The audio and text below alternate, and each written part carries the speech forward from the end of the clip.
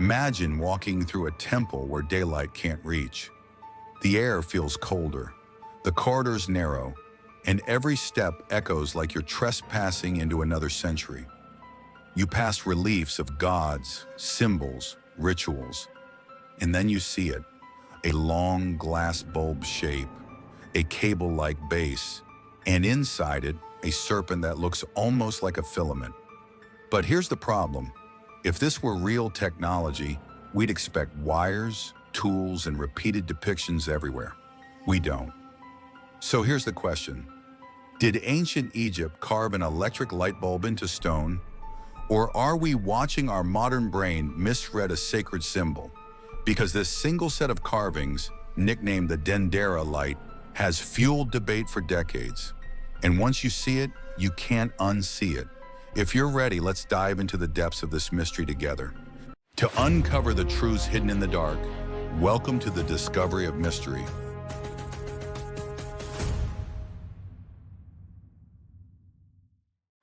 In this video, I'll show you three things. First, what the Dendera light actually depicts and where it appears inside the temple. Second, why some researchers believe it hints at lost technology. And third, the strongest accepted explanation, plus why the famous no soot argument is not as clean as it sounds. The Dendera site has a long history, but the Temple of Hathor, as it stands today, was mainly built and decorated in the late Ptolemaic and Roman periods, beginning around 54 BCE. That detail matters because it frames the style, the texts, and the religious symbolism behind the reliefs we're about to examine. Now, where do these images appear? Not in the bright public halls where visitors usually walk. They appear in the crypts, underground rooms connected to sacred objects, ritual symbolism, and mythic scenes. And that underground setting is a big reason this mystery never dies. Crypts feel like a place where secrets would be hidden, even when the truth is far less dramatic. Let's slow down and look at what is actually carved. In the famous relief, you see an oval, tube-like container. Inside it, a serpent stretches forward as if it's alive. One end is linked to a lotus flower. Nearby, you often see a djed pillar, standing upright, supporting the scene. If you describe that to someone without showing the image, it still sounds like a device. An enclosed tube, a wire, a base, a support pillar. It almost feels designed to trigger a modern comparison. And that's exactly why this carving became a legend. But here's the tricky part. Resemblance is not evidence. Something can look like something else across thousands of years of human imagination. Our brains don't just see what's there.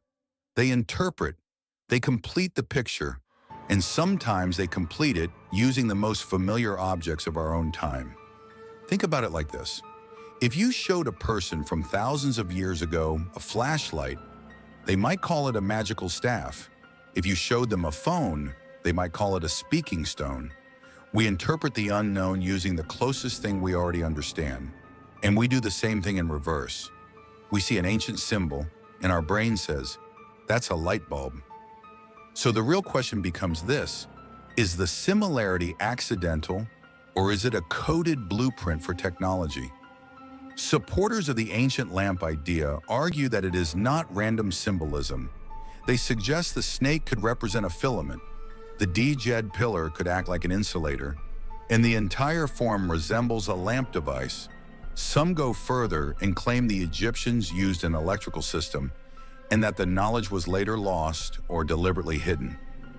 And I understand why this theory is so attractive.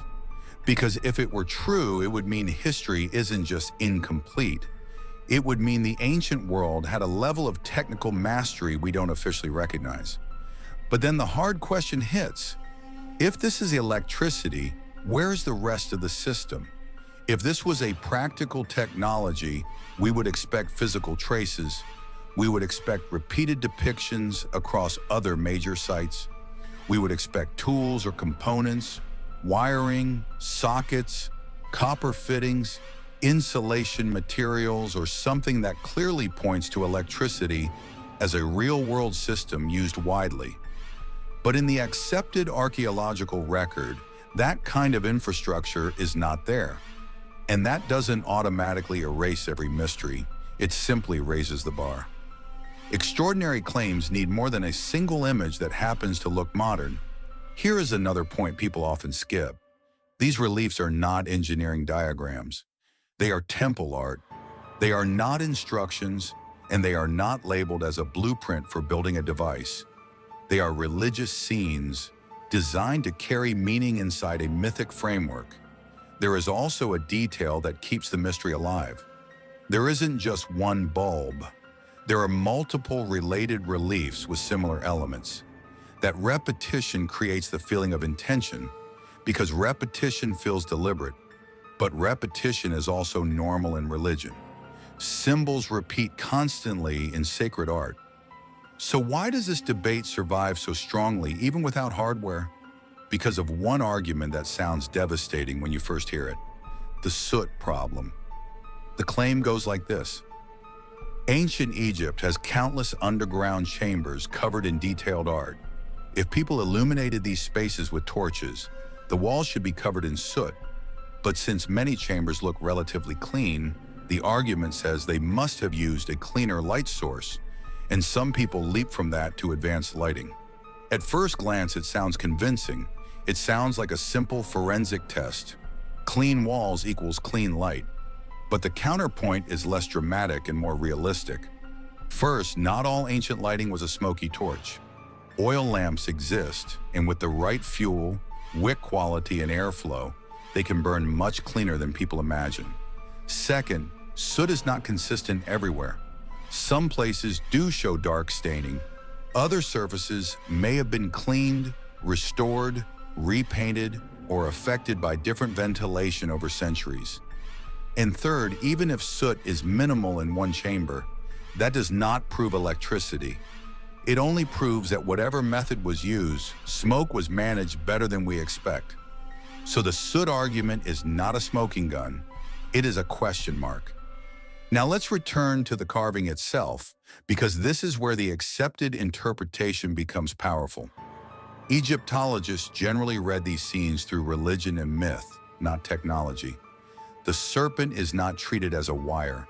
It is tied to divine forces, renewal, and sacred emergence.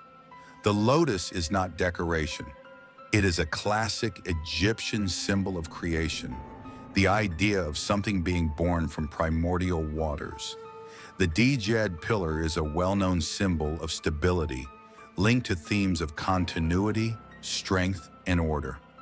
So when you place the image back into its own symbolic language, the story changes. The glass bulb becomes a sacred enclosure. The filament becomes a divine serpent. The support pillar becomes a stability symbol. And suddenly, what looked like engineering becomes theology. But then the question returns, because even if it is mythology, it still looks like a bulb. It still looks like something from our world. So maybe the real mystery is not, did they have electricity? Maybe the mystery is what happens when ancient symbolism collides with modern pattern recognition.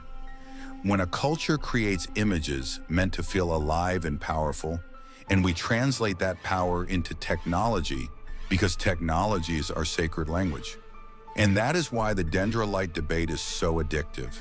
It lets two worlds collide, the world of myth and the world of machines. So where does that leave us? Here's the most honest conclusion. The Dendera light is a perfect collision between two forces. Ancient symbolism that is visually dramatic and modern minds that want it to be a device. Right now, the strongest evidence still points to religious symbolism because we have context-comparable symbols and no supporting electrical infrastructure. But I want your honest take. If this is only mythology, why does it resemble a bulb so perfectly to modern eyes? Is it coincidence? Is it symbolism that accidentally matches our technology? Or is there something missing from the story, something we simply haven't found yet? Drop your theory in the comments and tell me which side you lean toward, myth or lost tech. If you want more deep dives into ancient mysteries like this, subscribe to the Discovery of Mystery. Don't forget to like the video and turn on notifications too, because the deeper you go, the more the past starts to feel like a locked door, and sometimes the key is hidden in plain sight.